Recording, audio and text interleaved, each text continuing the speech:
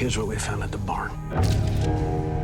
Terry strong, Terry degraded, Terry young, Terry ancient. What's happening here?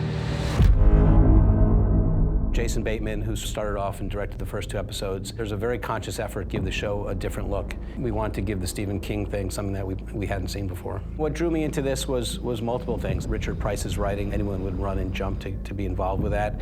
And the subject matter also lended itself to a style of filming that was unique and allowed me to work within a procedural element that this show has, but also a supernatural element of different genres and different styles. For filmmakers, that's what you live for, the ability to sort of not repeat yourself. How about sending Holly Gibney? Holly Gibney, the one and only. As an individual, she's what I'd call unique. Holly is a complex being. She is a private investigator.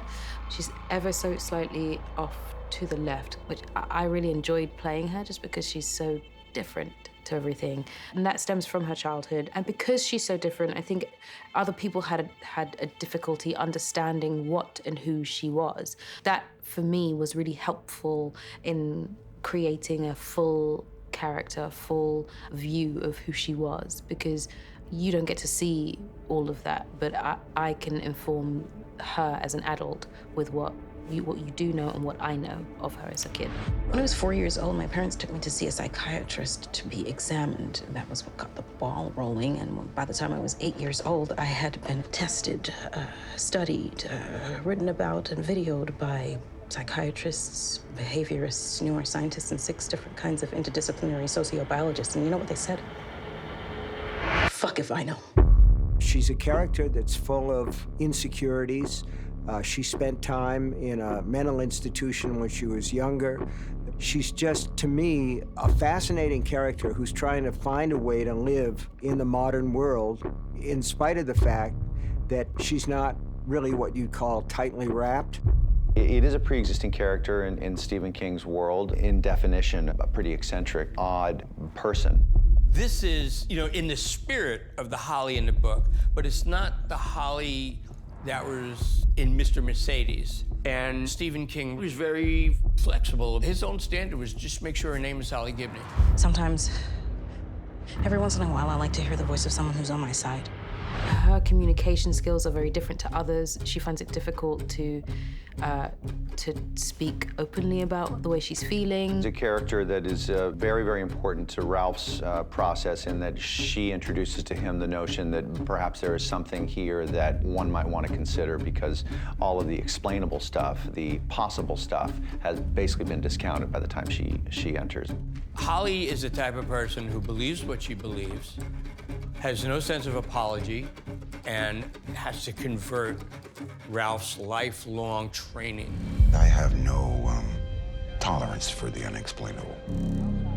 She's incredibly intelligent, and so it takes her a while to really get to the root of an issue. Maybe you got something from the first guy. Can't catch murder. It's not a virus. But if it was a virus, you'd have to ask yourself, how did the first guy catch it? Who gave it to him? Because that's one hell of a bug. Holly believes that if the answer to the question is something you weren't prepared for, you still follow that answer, which is the unknown. What do you want? What'd you just do? Jack Hoskins, he does what Jack Hoskins does in the book. He's an abrasive personality, somebody that no one likes.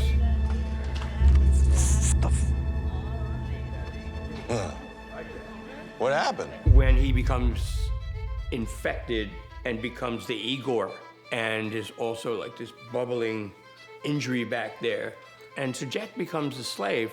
The creature has 1,000 ways of sending him to a living hell. The creature has a joystick, but instead of like pumping morphine, it pumps pain. No! God damn it! Please, please. I'll do anything, just make it stop. Just make it stop. We sort of drop these breadcrumbs in, and there's this great image of Jack, this sort of wild man, filling up his cart with a generator and lights and all this stuff, and he's amongst all these people shopping, and you have no idea what he's doing. He's just obeying his orders. Whatever you need me to do. The creature, in certain transformations, if he thinks of himself as too weak, he needs help. The creature was too weak to do certain things on his own, and he needed a flunky. But he's got the human in him as much as the demonic. So Jack is trapped inside of Jack. You know, Maitland's wife and daughter, they said that Harry bumped into some nurse, and the guy scratched him. Yeah? Stephen has it in the book, in The Outsider, that this legend has been around and shows up in every single culture. Every culture had a boogeyman. Mesopotamia, the Sumerians, the Egyptians, the Akkadians, every culture had a version of a child eater, child thief. And often in a lot of cultures, that's the way they get their kids to behave. They constantly threaten. When you were a child, who were you told would come for you if you misbehaved, if you didn't go to sleep? Jambi.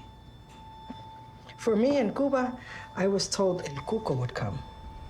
I love exploiting the universality of this creature. I met an old Russian woman once who called hers Baba Yaga. The boogeyman. All the old cultures had the bad habit of turning truth into fairy tales. My Baba Yaga is your Cuco. So the concept of this entity that everybody thought was a fantasy is real. And if the Sumerians knew about him, who are we in Podunk to block out and say, oh, that's for babies? No. What we should tell them is, it doesn't matter either way. It takes what it wants.